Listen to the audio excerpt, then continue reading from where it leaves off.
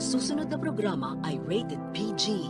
Ito ay nangangailangan ng patnubay at gabay ng magulang para sa mga batang manonood.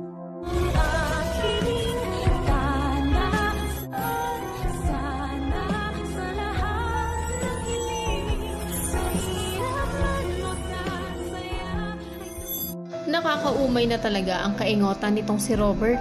Pagkat alam niya na nga na hindi mapagkakatiwalaan ang mga katransaksyon niya, ay ibinigay niya na agad ang limpak-limpak na perang dala-dala niya nang hindi pa man lang nakikita ng personal itong si Lolo Pepe. Naniwala nga kasi na nasa malaking basurahan daw sa labas ng palengke ang tatay niya. At ang mas nakakaurat pa ay nang pupuntahan niya na rin ito ay imbes na magmadali ay para ba namang naglalakad sa buwan ng loko-loko habang kausap pa si Giselle. Kaya naman itong ang kapatid niya ay halos magwala na sa kotse sa labis na kaingotan nitong si Robert. Samantala ito namang feeling legit na tanyag na si Zoe ay tumawag din kay Moira upang magtanong kung ano na daw ang balita sa transaksyon nila. Sagot naman ng lukalukang si Moira na okay na daw dahil nakaibalahan na ang pera kaya naman magkikita na daw sila. Ngunit lingid sa kaalaman ni Moira na nakamatsyag pala sa kanya sina Nurse Ivan at Karen.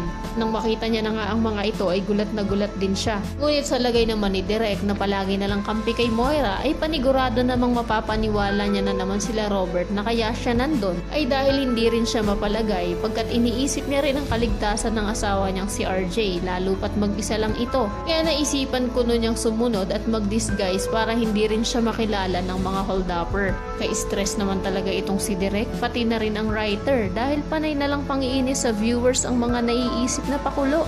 Pagkat pati nga itong si Lynette ay halata din namang pagmumukain na naman nilang engot.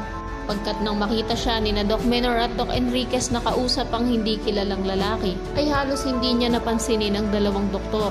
Pinagpipilitan nga kasi niyang ibigay sa holdupper ang pera na nasa bag niya sa pag-aalalang kapag hindi nito tinanggap ang perang binibigay niya ay baka si Annalyn naman ang susunod na target ng mga kumag. At kahit na may nakita na siyang mga kakilala ay paniguradong hindi niya pa rin naaminin ang tungkol dito kahit naman matutulungan siya nito. Kaya naman kung isa ka rin sa mga nauumay na sa mga eksena dito sa Abot Kamay na Pahirap ay pakiclick naman ang like at subscribe button. Maaari ka ring mag-iwan ng komento sa ibaba para sa iyong mga saloobin at suwestyon. Maraming salamat sa iyong panonood.